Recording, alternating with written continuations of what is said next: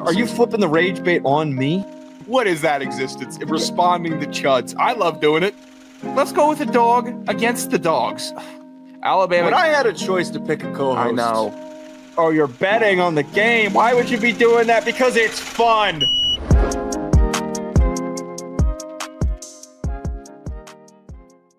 All right, let's try for the second time. Welcome back to Geeked Up Bets. Joe DeLeone and Sean Anderson. StreamYard decided to completely just put us in a brutal spot. Didn't push us live, but said that we were good to go in the back end.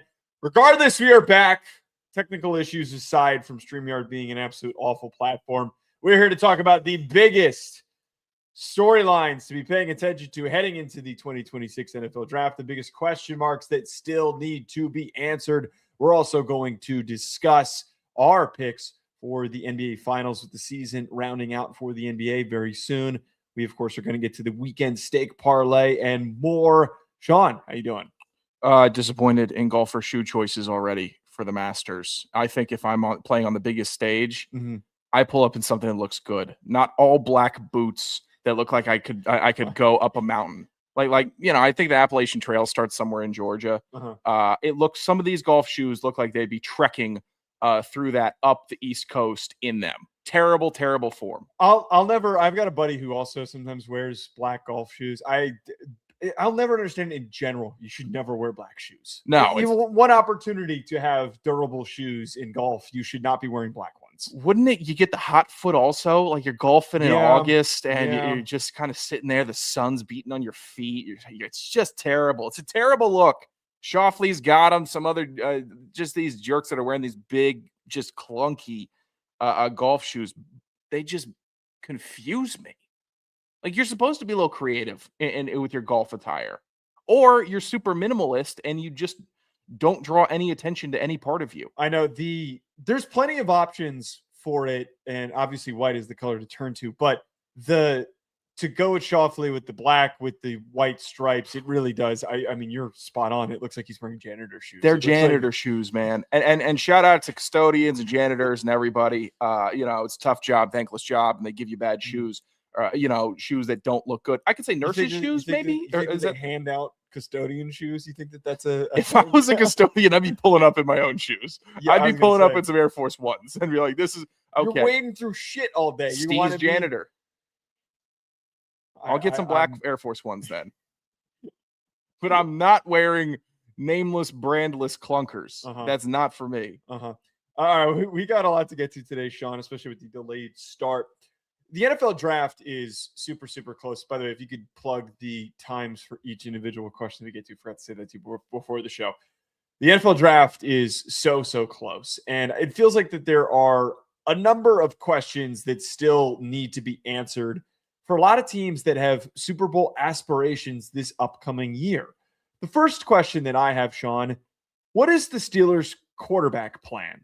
They're at plus 800 odds to win the Super Bowl this upcoming season. There's an expectation and a belief that they're going to be amongst the top franchises that can come in striking distance of winning the Super Bowl. Right now, they've got Mason Rudolph. They've got Will Howard. It's assumed that Aaron Rodgers is coming back.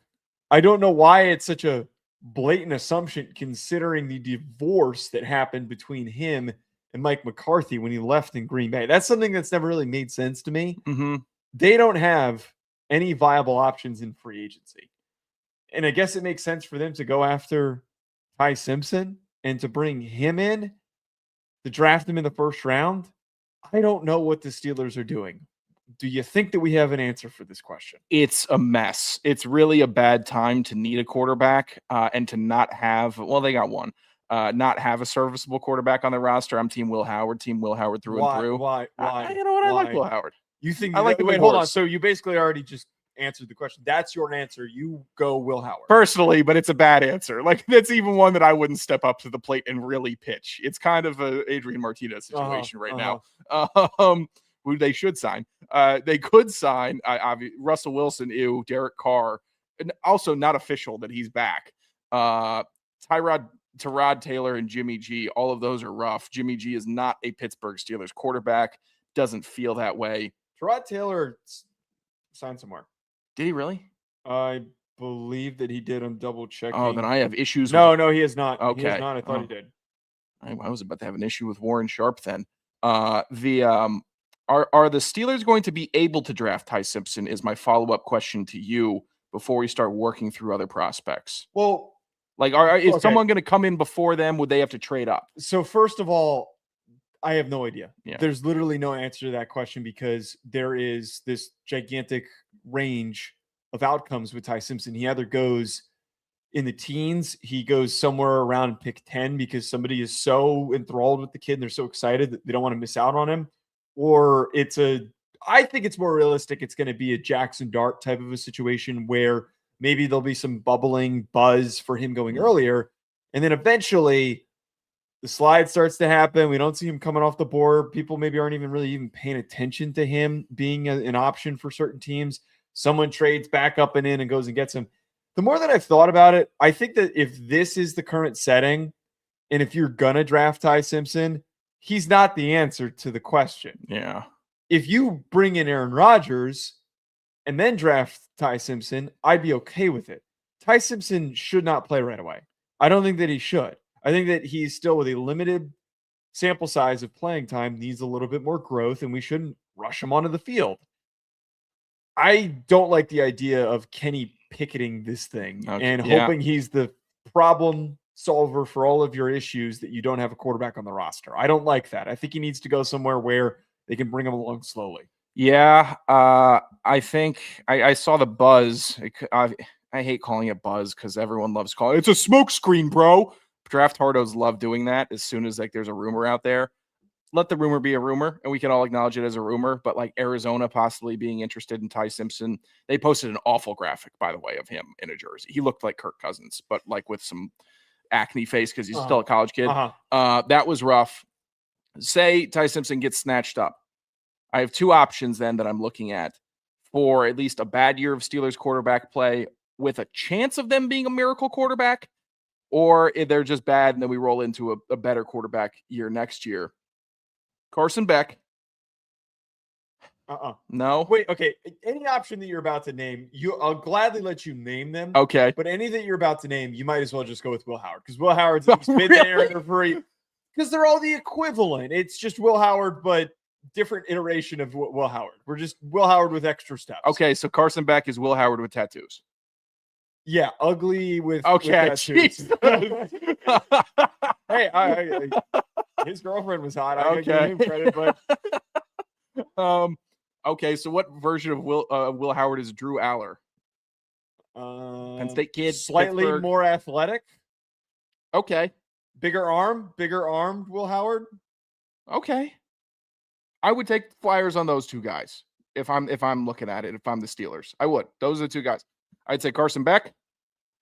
You played at some pretty high pressure situations in your college career. That's actually a point that I give to Carson Beck is the time that he spent in Georgia, going to the national championship this year, playing in those massive, massive games. Like I will give him points for that. Drew Aller, I will give points for being a freaky athlete. I guess he's kind of freaky. He's not like Taylor Green freaky, but a freaky enough athlete. He would be a guy with a top 5 arm in the NFL. If he became a starting quarterback in the NFL. Like these are flyer guys that I would take if Ty Simpson wasn't there. I'm not playing the Nussmeier game. I won't do it. And the Steelers, they're so good. They've been so good. Maybe Mike McCarthy's terrible and he's just a bag of crap that can't coach forth a lick and gets him a losing season this year. But if he gets him a losing season, it's almost like you might as well give him a real losing season. And that's something that you've been adamant about for the last 6 years, it feels like, when they've been in QB purgatory. Yeah, the purgatory that they've sat in has prevented them from finding that next young quarterback. And I think that Ty Simpson's the only viable option unless what's the track record for McCarthy growing and developing a young quarterback? Not good. There's not much to pull from there. There's not much context that we know because he spent most of his career coaching Aaron Rodgers. I just feel like we're entering into this really messy territory with the Steelers where you basically have to pray that Aaron comes to his senses. Now, I feel as though the fact that they didn't try and bring anybody in unless we're missing something, that's an indicator that they feel like Aaron Rodgers has an intention to come back. We'll have to find out. He wasn't that good last year. He was okay.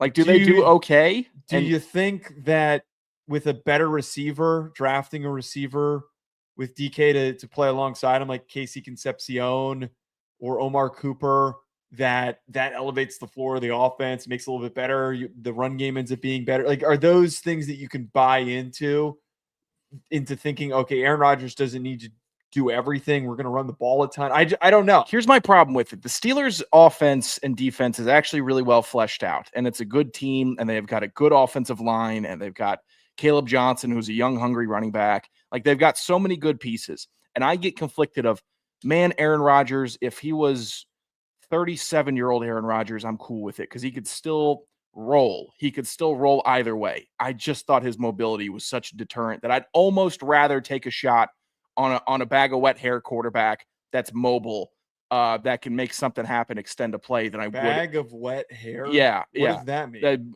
Not very good. Useless. I've never what could you do with a bag of wet hair? It's useless. What? Yeah.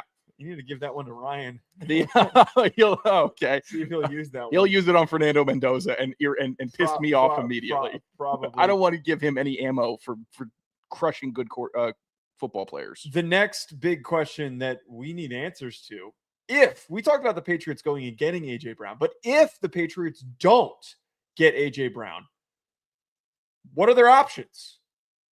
If they don't get A.J. Brown, do we feel that they have a viable enough of an offense to get back to the Super Bowl this upcoming year? They have plus 1,800 odds to win the Super Bowl this upcoming season. If we're just looking at their current roster, they've got Kayshon Boutte, Romeo Doubs, who they signed in for agency, Mac Hollins, Kyle Williams, Efton Chisholm. Maybe up. It's a Chisholm season. Demario Douglas as well. I see this as, or I see the best options for them in the draft being Casey Concepcion if he slides, Denzel Boston if he's on the board, Omar Cooper if he slides, probably won't happen, or Jordan Tyson if he theoretically slid. I would think that Concepcion, Cooper, and Tyson, you'd have to trade up and go get. If you don't end up pulling off this deal that is alleged to be on the table and about to go through after the draft. Yeah, per sources. The Athletic. If it doesn't come to fruition, I think you'd have to use a first-round pick to go and get A.J. Brown.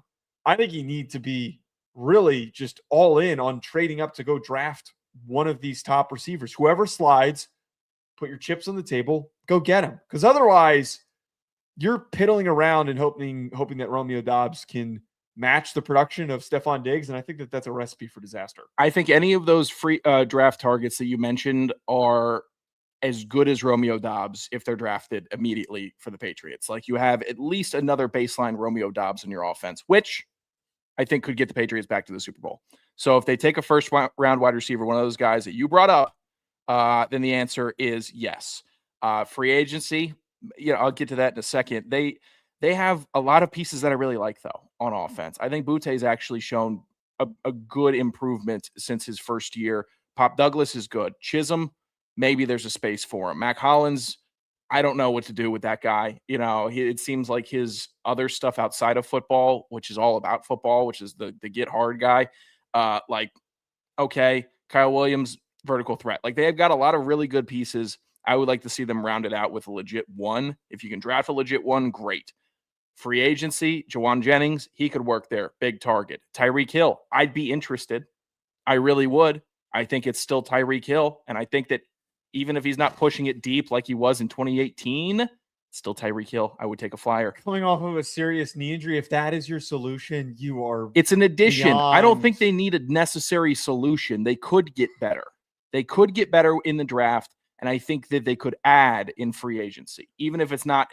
I'd still rather go through the draft than the free agency. I think the key smart part with this discussion, though, it's very clear that they do not have enough. They can't walk into the season and hope that the current group is just going to get them by. There will be a regression. There will be a step back. What made, I think, Drake Maye capable of playing at the level that he did was because he was able to rely on a big play veteran. Albeit at the end of his career, he had Stephon Diggs to turn to. Wait, Jawan Jennings is unsigned? Still unsigned, man.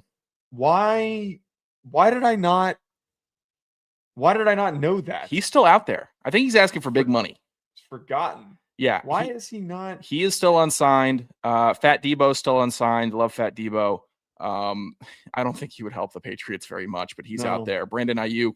There's a weird amount of receivers that are still available. Here's the thing with Ayuk. Don't go get Ayuk. Washington's going to sign Ayuk because he played with Jaden Daniels, and he didn't rehab his knee properly, and he became a head case out in San Francisco. Maybe it's a fresh start guy. Become a head case in San Francisco. I'm with you. I think the substation, if it didn't hurt his body, it hurt his mind. And I would say go ahead, go somewhere fresh, but I am very wary of it. The player that I really want them to draft in the second round, coming off of a knee injury, so he's not going to be able to provide an immediate impact. He suffered the knee injury in November, so I don't know how early he'll be ready to play. If you can't get A.J. Brown, go draft A.J. Brown by drafting Chris Bell. Chris Bell is a mirrored. I implore you to watch some Chris Bell highlights. He is a mirror of A.J. Brown. He's big. He's 225. He's 6'2". He's great after the catch. He's super physical. It's comical how similar he is to Chris Bell. Chris Bell from Louisville, watching it right now. How comical he is, similar he is to A.J. Brown. Yeah, I see the similarity because he just pushed the DB 5 yards back on his initial break. It took a slant to the hizzy. Yeah, okay, I'm in. I think that's the ultimate solution. God, he is big. He's a big dude. Jesus. That's what they need. Get me Chris Bell, or of course my recurring bid of drafting Denzel Boston to be the Boston receiver. What? Bowling Green took 8 guys to tackle this guy. Yeah, he's a tank, man. He's an absolute tank. I like this. Yeah, I like this Chris Bell guy. Next question, Sean, that we need to answer is: did the Texans do enough to better support C.J. Stroud before the draft? They're at plus 2,000 to win the Super Bowl this upcoming year, which has been so shocking to me that they're so far down. They added Wyatt Teller. They added Braden Smith. So their offensive line has improved. They also traded for David Montgomery, which was a big add. Their current offensive line also retained Ariante Ursary, Jake Andrews, and Ed Ingram. My answer to this question, I think that they need to draft another offensive lineman. I don't think that the free agents that they brought in, they absolutely helped. They improved the floor. Yeah. But if we're talking long-term for CJ Stroud's success, got to draft ourselves another offensive lineman. I mean, heck, I won't go that far. I was going to say maybe draft 2 offensive linemen with your first 2 picks, but I'm not going to go that far because you do have a needed defensive tackle that potentially needs to be addressed, and there's some good options on day 2. I need to see them draft Vega Ione if he's on the board, or maybe even be implored to trade up and go get Vega Ione, Chase Basantis, Emmanuel Pregnon. There's some really quality names for them to improve the interior of their offensive line. But, dude, we can't watch another season of, if one of these guys goes down, one of these free agents that they brought in, one of these previous starters, we can't watch CJ Stroud running for his life and getting completely smoked. The guy is gifted, and it pains me watching him struggle because I know that he's got more in the tank, but they have done such a bad job of having good depth along their offensive line or even viable starters. So for the love of God, draft an offensive lineman. Yeah, CJ Stroud he's been hit with what I would call a pseudo plateau, where he's been boxed in to where he can't get to the next level, even though he can get to the next level, but he can't because the team has been rotten to him. So draft an offensive lineman and also sign a couple more. There's actually a lot of veteran offensive linemen just sitting there that you could just sign for depth. Sign Mekhi Becton. Sign Jonah Williams. I know they're not great. Sign Taylor Decker. Sign Greg Van Roten. Is Taylor Decker available, or is he on the trade market? He is, per the Sharp Football Analysis, free agent offensive tackle. Okay, so the reason why I asked that is our lads, I go to their depth charts like 5 times a day. The last time I looked at the Lions one, he was still listed as the left tackle for the Lions, but they already updated it. So continue. There's a lot. I mean, Jack Conklin's there. Like Kelvin Beacham's there. Look, I'm not pitching these guys as your starter. I'm pitching them as a 41-year-old Jason Peters that can step in, because what you've had stepping in is really, really bad. It's faulty. You are not getting your supply of depth is bad. So just sign them. Just sign these guys, man. They'll play. You think they won't play? They will play. Well, I don't think you need them to play. I think that the whole point that you're bringing up here, you listed a bunch of guys that were viable starters for teams that are over the hill or have had inconsistency. I think that all of the players that you named, Jonah Williams, Mekhi Becton, Greg Van Roten, those guys in particular, I wonder if Taylor Decker's probably looking for an opportunity to start somewhere, so I don't think you could convince him of this. Those are all options for guys. If no one's going to sign them to start somewhere, bring them, one of them in as depth. Yeah. You need veteran depth. That is the biggest key here. They don't need to compete to start. You just need veteran depth. But I do think, as much as that's good for this upcoming season, at the end of the day, this is a weirdly historically good guard and center class. I think that you got to draft a guard and you got to draft a center this year. They don't need to start right away. Seriously, build a gigantic wall around CJ Stroud. Hell, what the Cowboys have done has been hilarious, that they just constantly draft offensive linemen. But name Tyler. When was the last time that they had a bad offensive line? Yeah, and the Dak injuries come from Dak going out of the pocket and running. Like, it's not, oh my God. Dak Prescott, they've been pretty freakish as well. They're not like, oh man, Jerry didn't do a good enough job of protecting him. Right. It was Dak sliding and Dak getting smoked, trying to run for a first down. The idiot play callers running Dak in the red zone. Like that is a Cowboys fundamental play calling issue and a Dak decision-making issue. The offensive line is good. And it has been really Javonte Williams just had a breakout year after 2 massive knee injuries. We don't talk about Dallas. that enough, how random and funny that was. How good did he look because of that offensive line? Good God. He just got a new contract because of the way that they built their offensive line. Seriously. It's just a smart play for the Texans. Enough isn't enough for you because we've seen what you did and you've been drafting your D's off. I mean, your D and your B's have been drafted off with how well you built the defense. You landed the quarterback. You nailed the quarterback, and people had concerns about him. Go help him. Just do more. Do more, Houston, because you can. You need to. Because that's a team that could challenge for the Super Bowl. Like, do we agree on that? Like, they could challenge for the Super Bowl. Yeah, we're going to do, as soon as after the draft ends, we're going to do a bunch of futures shows where we'll do win total shows. We're going to do future picks. We'll do sleepers. Texans, I keep saying, are my sleeper. Again, plus 2,000 odds. I'm put down $10 down on plus 2,000 to win. Deal. If this would be a dream draft situation, and I don't know if it comes to fruition. You get Peter Woods in the second round. You trade up and go and get Vega Ione. You would come out with a completely transformed roster. You already have an elite defense. You'd be able to plug in an elite defensive tackle that was really inconsistent, that needs the right situation. Your situation is the most perfect for Peter Woods. I think that DeMeco Ryans would be able to activate him to that. There's been ridiculous comparisons of saying this is the next Aaron Donald. He would be Aaron Donald if he ended up in the right spot. He's that gifted, but he's nowhere near that potential at the current moment. I thought the last Aaron Donald was in the last draft and taken by Cleveland. I thought he was the next Aaron Donald. You had me so that I was right there. I don't with like you. Peter Woods as a prospect. Okay, to be perfectly clear. All right. In the second round, you take him. He's a big Clemson guy, right? He is the Clemson okay. defensive tackle. I don't mind Clemson. That had a struggling year this past year, but his tape the year prior was very, very explosive. And Vega is the highest floor offensive lineman in this class. He is a dude who, for any team that we've described as draft analysts, me and Ryan and every show that I've listened to, he's been described as, if your team has concerns with the interior of your offensive line, you do whatever you can to go get Vega, because the other guys are good. Vega is one of these players that you just drop in and then you don't worry about him for the next 10 years. Ryan compared him to Chris Lindstrom, where I like that. Lindstrom, no fanfare for him. He gets a lot of holding calls though. But there was no fanfare for him in his draft class. No one was really thinking about, like, man, watch out for Chris Lindstrom. I wasn't standing up and cheering, but I was happy. But he's been reliable. Yeah, he has been. Chris Lindstrom's now on the point where he's like an auto Pro Bowl selection, even though every game I watch, he's got a couple where I'm like, hey, man, give me a little more effort. A little more. I like Ione, though. I do. Get Texans, just take offensive line. Take offensive line, man. That is priority. Last question that needs to be addressed, Sean. Can the Cowboys find the right defensive starters to push them into the playoff picture in the NFL draft? Now, they've got 2 first-round picks. They've got the opportunity to find 2 starters with those 2 first-round picks.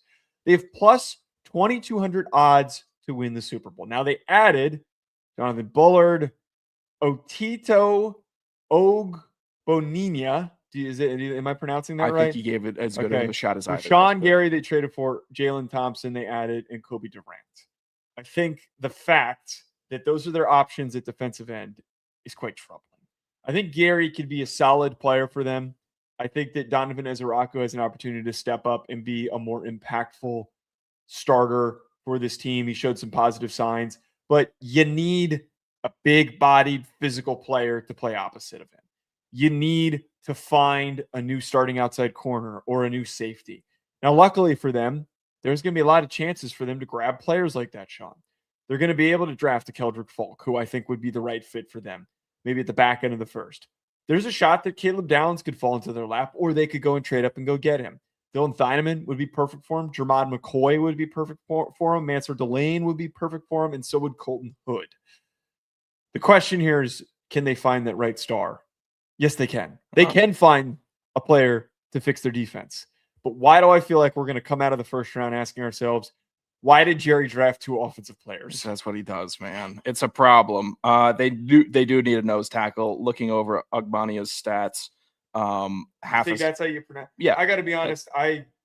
He is one of the few free agents. Or Ogbonnia. It's either silent G or it's Ogbonnia. Yeah, but he has half a sack last year. He was just a big body with the Chargers, and I mean, they drafted a rotational player to address. Actually, he's not even really an edge. I got to be honest. I am as well versed as I possibly can be in knowing free agents and guys in these rosters. He fits into the small bucket of 1% of players that I don't know. Yeah. And I challenge Cowboys fans to tell me that they knew everything about this guy when they signed him. But sorry, continue. I don't think Rashawn Gary is the solution that they are hoping he will be. Not saying he can't be a good piece, but it kind of feels like when they added Randy Gregory, and he was doing okay, and he had some sacks, but he wasn't like the dude. So every level could be improved upon. I mean, Overshown's a stud. Ezeraku showed some really good stuff in his rookie year. I'm actually pretty optimistic on him. Quinnen's good. Kenny Clark's good. But I'm so worried that they're going to do some Cowboys nonsense like draft a tight end. Like, hey, let me just get a tight end right now.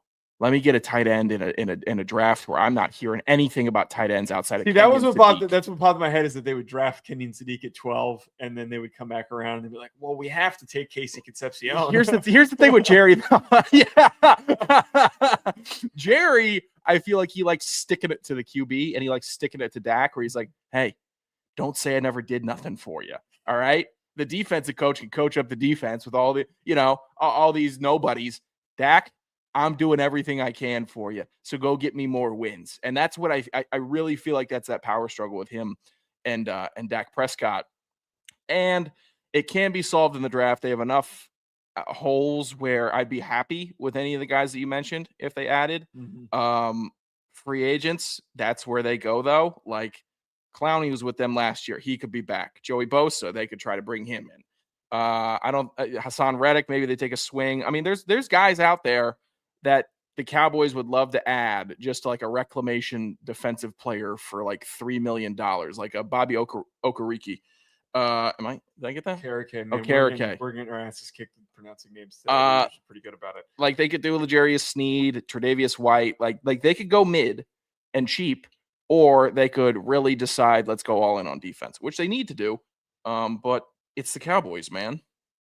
Like, when do the Cowboys do anything that's consensus? I know. Like that's really agreeable outside of drafting offensive linemen, because that's their only proven track record is I can draft a first round wide receiver to wear 88, and I can draft offensive linemen.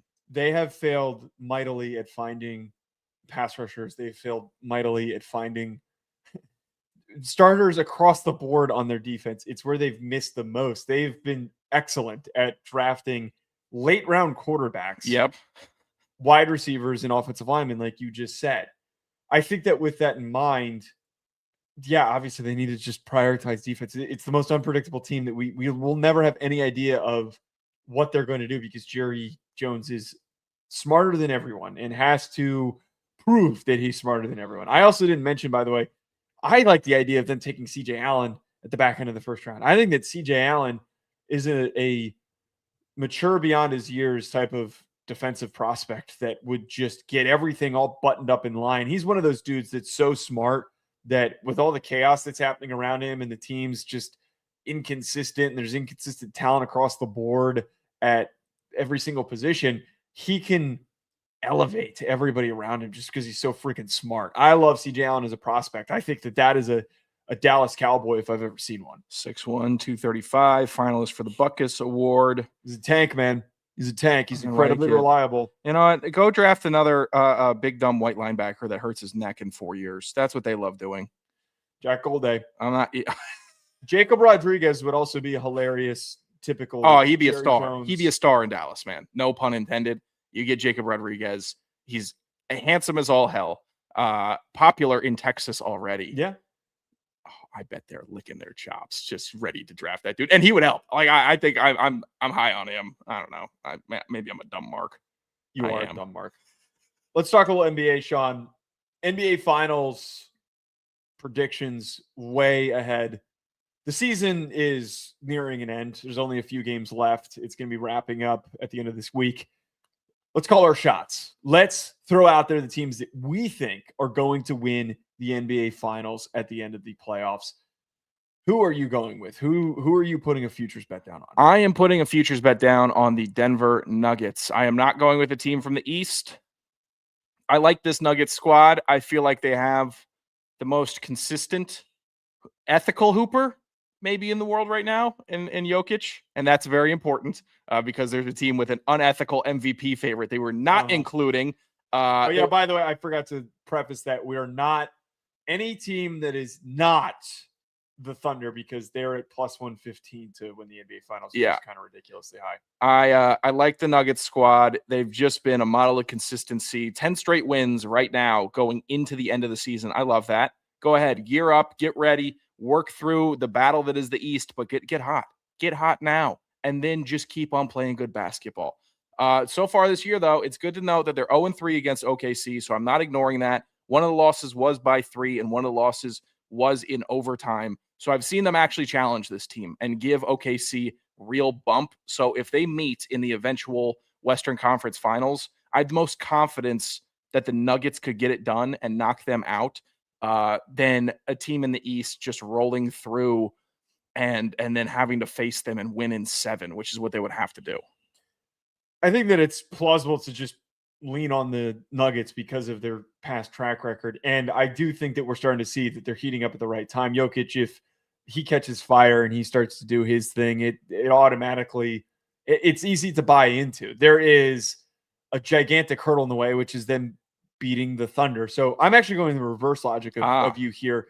I want to look for a team in the East because the Thunder are probably going to not mow their way through, but they're going to end up surviving in the West. They're going to be able to get through. So who on the East can get all the way through on the East side and challenge the Thunder? And I think it's the Celtics at plus 600. This Celtics team has been incredible since Jason Tatum came back.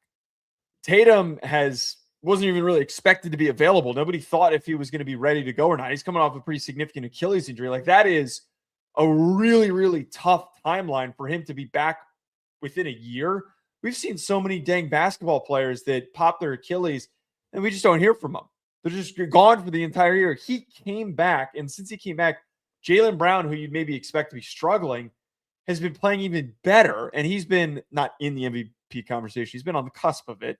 He's got odds, but he shouldn't win it. But he's been averaging 28 points per game, has 5 30-point games, has 2 40-point games since Tatum came back, and also the player that's assisted him the most has been Jason Tatum. They're also 11-2. Actually, the last time I wrote this down, I don't know if they played a game since then, but regardless, they're locked into that 2 seed. There is just a really strong path ahead for them when you're gaining all this momentum at the end of the season to bring back a premier elite player like Jason Tatum. That's what it takes. So it's hard for me to buy into the Celtics because I hate the city of Boston as a New York fan, as a Knicks fan. It's not very New York or nowhere. I I have to be realistic here that it has all the signs. The Knicks have been playing like ass lately. I'm not dumb enough. I can't be optimistic about the Knicks, man. I'm not dumb enough to buy into the Knicks at the current moment. Okay. Playing like absolute booty. Gotcha. Okay, that's fine. I mean, the Celtics are fine. Like, they're fine. I hate the Celtics. I've always hated the Celtics. Too. I got a person in my life that's such a big Boston Celtics fan that I can't bet on them. I can't associate with the Celtics. You'll never put a bet down on them? Dude, I hate the Celtics because this one dude loves them that much. Why are you always afraid to name who we're talking about? Just call it, or is he gonna get mad at you? I don't think Rami is going to get mad at me, but literally he has just tanked a team of likable dudes. Like Jaylen Brown's likable, Jason Tatum's likable, and all I do is hate on him because I have to. He's forced me to hate this team because of how much he loves it. I don't know if that's my mental illness or his. I'd say it's a combination of the both. But yeah, I will not tail you on Boston on this one, for personal reasons. Look, I don't like Boston either, but if I'm putting out a real projection here for our listeners that want to make some money, I think the smart play there is the Celtics. All right, let's bump on over to the weekend parlay, the stake parlay. Those that are unfamiliar with it, every single show on Thursdays, we put together a 6-leg parlay in order to make us some money. And if it hits, we are going to go have a nice steak dinner. Thanks for the UConn leg last time, by the way. That was a really Thanks for the UCLA leg or the South Carolina leg. I had UCLA. You took South Carolina. You did not take UCLA. No. You took South Carolina. I swear. And that was not crossed. You just added that. You didn't. It wasn't addressed to the council. You just added that. I swear to God. And then I put UCLA in there. I swear to God, if it was South Carolina, you just added that shit. Let's see. Go ahead. Let's see. Look, you got UCLA. Damn it. UCLA. That was me. You're the one who said that we had to put. You're the one who said that we had to put UConn in there. UConn was one of the best teams of all time, man. Well, also the Blue Jays and the Giants also did not hit. So that I know the Blue Jays lost to the freaking White Sox. All right, here is the 6-leg parlay. My 3 legs that I'm throwing in here. I got a couple games for tonight because I like these lines for tonight. LeBron James under 1.5 3-pointers. Disrespectful. He's on a 9. I knew you were going to say that. He's on like a 9-game stretch where the under is hit there. And then Luke Kennard under 4.5 assists. He has been going under that number pretty consistently as well. And also, we're going to take the Heat plus 3.5. They've been a pretty strong covering machine this season against the Toronto Raptors. Your 3 legs? My 3 legs, all Friday plays. Dodgers giving 1.5 runs to the Rangers. Brewers giving 1.5 runs to the Washington Nationals. I don't care that they've been scrappy. That team blows. And the Mets giving 1.5 runs to the A's. Again, scrappy team, a lot of fun players. Mets are better than the A's, and it's in New York. The odds on this, we put down $5 plus 7,394. Like it. To win $374.71. Let's go. It's a stake. I can't. You know what? I don't know if I go to this steak dinner because a Braun under is involved. I want to say some crude things, but I'm not going to. What are you going to say? Am I riding? Am I? I was going to get much cruder than that, but I'm not going to say it. Oh, random bet of the week. Where Sean and I bet on a completely random sport that we don't know anything about. I am going with the Food City 500. Kyle Larson plus 340. I don't know anything about motorsports, but I like the sound of the Food City 500. I don't know what. Where is Food City? I'd love to find out if this is like the Oscar Mayer Wienermobile race. It's in Bristol, Tennessee. The corporate sponsor is Food City. I've been talking about places I would move after New York, and it's what like a stupid name for Atlanta, store, DC. Maybe I'd go west. I'd go to I'd move to Food City before I mmoved to any of those places. It's not a city. It should be, man. Of a grocery store chain. Find me Food City. I'll make it a pilgrimage. That's awesome. Wait, is there an actual? Wait, I gotta see if there's an actual Food City. Is there a town or a province of food? Is there a town called Food City? Let's see. There's gotta be. Ever since I read No, there's no town called Food City. Damn. Well, I'm sorry, man. All right, what's your random? Okay, my random bet of the week. This is a first. First time I've ever been able to place a bet on a Jasper. Jasper Scarrett minus 186 in darts versus David Munya. David Framunya versus Jasper Scarrott. Come on, man. I mean, darts has the best names of all time. Just a bunch of blokes at a bar. But you got Scarrett, Carrot, and then Munya, Onion. Munya. Wait, you can get Munya original or Munya flavored. Jasper's bald as shit. Come on. He's all tatted up. He's got some big arms too. God, who's this big feller that he's in this picture with? Oh my God. That dude is a tank. Holy. Eventually, darts is going to get optimized by guys that like treat their body well and like, you know. That won't work with darts. Here's the thing. Okay, so do you watch Bob Does Sports a lot? Like, you're familiar with the universe at least? I am familiar with the universe. Okay, so there's like rumblings that Fat Perez is such a good golfer. He's so good as a putter because his immensity, to put it nicely, stabilizes his arms, and he can lean on his G and putt without having like a bunch of wasted movement. Okay, so maybe these darts guys are kind of like that, where their arm and tit fat stabilizes their wrist. I would imagine that that's what it is. You also have to be generally lethargic to spend enough time in a bar to practice darts enough to get good at it. David Munya is the first Kenyan to ever win the World Dart Championship. So you bet against him. Did I see a YouTube short about him? I might have.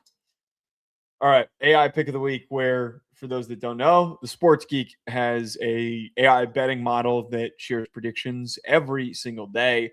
It's pretty accurate. On our show, we let him chime in and share a pick with us. And he's actually been kind of successful. His last bet hit. He's 7-5-1. And he called in with his pick for today. What do we got? Hey, Geeks, I missed you. Joe, can you guess what today's theme is going to be? How would I know? Good guess. It's the Masters. Let's go. If Sean was a golfer, he'd be Xander Souffle. Joe, how come there aren't any golfers with glasses? Have you ever noticed that? That's a good question. Take a break from the swing lab and head to the optometry lab. Sean, I don't know if I should do a Rory Big McIlroy or a Robert Big McIntyre. So you get both because you are really that fat. Remember that golf pro that hit a hole-in-one in front of Rory? What was his name? Jason Block? Consider this joke teed up. Now the swing. Joe would be Joe Blockhead.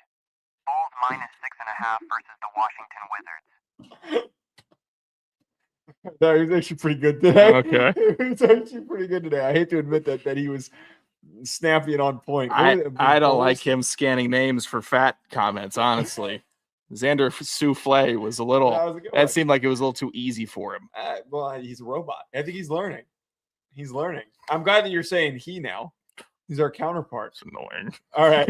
So stupid. Curse prop bet. Way to give a guess at the beginning, by the way. It asked you a direct question. And you just stood there. And you're like, yeah. Well, I think good guess. He aired me out perfectly. I wanted to hear what he had to say. Stupid. All right, curse prop bets for Sean and I each pitch a non-existent prop bet that is not actually a real thing. And we don't typically decide which side we're going to go on. I feel like I say that every single time we don't decide, but we're pitching a non-existent prop bet. What is your cursed prop bet? Okay, my cursed prop bet, and I'll give context after pitching the bet because it will be needed. Over under 0.5 Kyle Brandt daily high school stained britches. Hold on. Yep. Daily high school. Wait, what's the context? Here's the context. Retro News Now on April 8th tweeted out a graphic or an image from a commercial for the Arby's 5 for $5 in 1995. Kyle Brandt, the great Kyle Brandt, he quote tweeted, said, would leave high school during lunch period, zip over to Arby's, eat 5 roast beef sandwiches for lunch, smothered in sauce, seasoned curlies 2, and Mr. Pibb. Be back at my desk for calculus like it was no big deal. So I have I'm going to need you to repeat what that meal was one more time. 5 roast beef sandwiches for $5. Again, they're selling horse meat. He would eat all. He would eat all 5 of those. Eat 5 roast beef sandwiches for lunch, smothered in sauce, seasoned curly fries 2, and a Mr. Pibb. This is something that a high school offensive lineman needs. He was a running back at Princeton. What is he, dude? What? I am one that tends to stink up the recording space. Could you imagine doing a show with me after five Arby's sandwiches I for want to lunch? see if I can eat 5 Arby's sandwiches. Do the Kyle You look Brandt. like you like Arby's. I've never had Arby's in my life. That's been an accusation on me Yeah. every year of my life. Someone has said that. I think I've said on the show, you look like you would. It's bullshit, man. But yeah, after seeing that, I have to assume Kyle Brandt every day in high school was staying in his drawers. That's absolutely disgusting. All right, so I've found this very interesting thing on Twitter. Per Polymarket, oh nice, a massive. I hate it already. I hate this already. Justin, massive chimpanzee group in Uganda has reportedly split into rival factions and descended into a deadly civil war. Now, apparently, on a quick lookup, it's between the central. Wait, no, this says the Ngogo community has the largest known, but the intense rivalry is between the Western subgroup and the Central subgroup. So I've got plus 100 odds on the Central subgroup. You got to watch out for that team in the West, man. I mean, there's got to be a way to bet on this, is there not? I am okay. I'm somewhat well-versed in conflicts of the primates because of the territory that they have, how vicious they can be. It's fascinating. There's documentaries on it. I can't go too deep because it is that interesting. It's also that graphic. I don't like. I mean, I know that these are real wars going on. These are serious. Are real wars happening. It is. So okay, it was one big. Wait, so I have an article here. The chimp wars occur only once every 500 years. They say that. Where's this article from? That can't be real. K10. I don't know which market this is in. This is one of the NBC, ABC 10 affiliates. I don't know which. I don't know what. Once every 500 years. Wait, this is what's K10? Let's see what this is. Where this is? Oh, Oklahoma. Of course, okay. Oklahoma's sure. reporting on this. All right, let me get back to what I was reading here. They say that beginning around 2015, the Ngogo chimpanzee community began to rapidly split from a single cohesive group into two distinct polarized clusters, a social rupture that was matched by spatial and reproductive separation. The split was complete and enduring, with no remaining ties between the two groups, dubbed the Western and Central by scientists. The division solidified, aggression between the two groups escalated. Following the split, the Western group launched sustained and coordinated attacks on the Central group, making a clear shift to lethal conflict among the group members. Okay, so what I'm really wondering here is, what do we think is causing the conflict? It had to be a woman, man. That was going to be my guess. It's always, I don't know. Who stole whose girl? I don't know. Yeah, exactly. Who stole whose girl? And also, I'm going to make this clear. For the humans, this ain't our fight. All right? No. Don't get involved. This is not our. Don't get involved. This is not this our is some fight. dumb shit. And people are like, we have to intervene. We have to help them and stop and bring a ceasefire. No, but here's the clear thing that's probably would happen here is that it would be some dumb idiots from the U.S. that are there observing these chimps in these natural habitats and think, oh, we have to stop this. We can't let this happen. This is a part of nature. And I would argue stepping in on a conflict like this probably would create more problems. Yes. Also, look, Planet of the Apes was really real. Like, I know it's not, but if we involve ourselves and we're somehow able to stop the conflict, what if they learned how to stop conflict and band together and they understood like more about us? We don't need that. I don't need that, man. Somebody said I would caution anyone calling this a civil war. The polarization and collective violence has been observed by these chimpanzees may give us insight into our own species. All right. What some professor from Michigan said that. All right. We can learn a lot from the chimpanzee. Shut up, man. These things are ripping the genitals off and biting each other in each other's faces. Like, that's how it goes. You talk about it, like you hear from Korean War vets, they're like, yeah, guy snuck up on me in the dark. I had to get it with my bayonet. It was awful. I think about it every day. The chimps are ripping limbs off to send a message. All right, like different war tactics, man. I wonder what you consider a coordinated attack from a chimp. I wonder what that would. They move silently. Look, we can watch some documentaries tonight and have a real night watching. Yeah, I'm this gonna stuff. pass on that. I got film I still got to watch for the upcoming draft. This will be my film that I watch. This will be my film, man. Oh God, damn it! I didn't know this was happening. I got to go back in. Yeah, you gotta get some. I'm gonna order 5 Arby's sandwiches and watch chimp war documentaries. You're gonna open the door. You're gonna open the door to your room. It's gonna smell like fuck in there, and I'm just gonna hear a whole bunch of chimp noises, and I'm not gonna know. It's gonna be 2 o'clock in the morning. I'm gonna hear just a roar of chimp noises, dude. Oh my God. Oh my God. Be a trail of wrappers and bags. That would be like. That probably would be like a personal low. Like if I got my life right and at 35, I'm looking back at like 28-year-old me. I'm like, yeah. I mean, it ruled while I was in it, but like I was really 28 years old eating Arby's watching Chip Wars. Oh God. All right, everybody. That's gonna be it from us. Hit that like button and subscribe. We'll catch you later.